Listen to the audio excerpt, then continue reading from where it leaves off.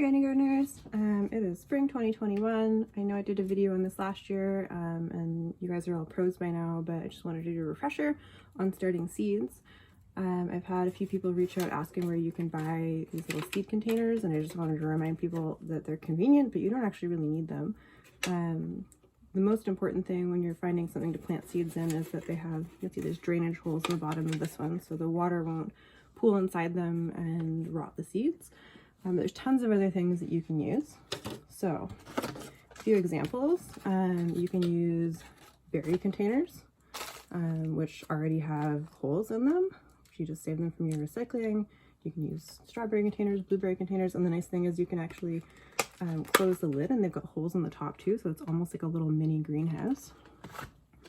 Same thing with baskets from tomatoes. A lot of them have drainage holes in the bottom already, and you can put your soil in there and start seeds in it.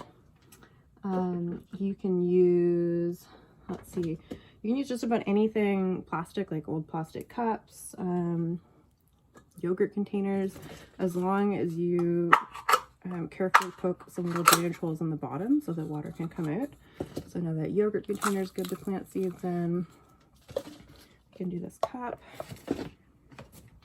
Just try to not stab yourself, which I just did. But that's okay. I'm going to shed a little blood for you guys. You can use milk containers if you again have a sharp knife and cut the milk containers carefully, not yourself. Similar to the berry containers, you can actually leave the top of this partly attached, so you could put dirt on the bottom, and then you could sort of partly cover it with this to help keep some of the heat and moisture in. You could do the same with plastic bottles, and this is great with milk crates. I don't have one to show you with, but I'm sure you can imagine. You can just cut it most of the way off so it's still partly attached. Put in your dirt, and then you have a little sort of mini greenhouse lid.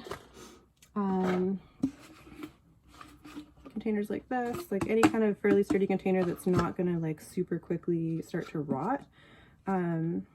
Any of these things that you're using that previously had food in them, you're going to want to make sure you wash them really carefully before you put any seeds in them, just in case there's any bacteria or anything that could turn into mold. Egg cartons, I like the plastic ones better if you put drainage holes in the bottom. I like them better than the cardboard ones, just because in my experience those ones often get moldy pretty quickly. Another thing you can do is you can save your toilet paper rolls, and you can sort of carefully cut them in half and then make four little cuts around them like this, and then you can actually just fold them down kind of like you are like you would do with a box lid, and you end up with like a little flat bottom. So you just sort of bend that in place, and then you end up with a little pot that you can put dirt in. And when I say you can plant in anything, I mean literally anything. Sometimes I even save crab shells left over from cooking. Put a little dirt in there. You can plunk seeds in there. Natural fertilizer. Just a quick reminder that for planting seeds, I'll show you with some peas because they're nice and big and easy to see. But generally, you want to make sure that you push the seeds down about twice their height into the soil.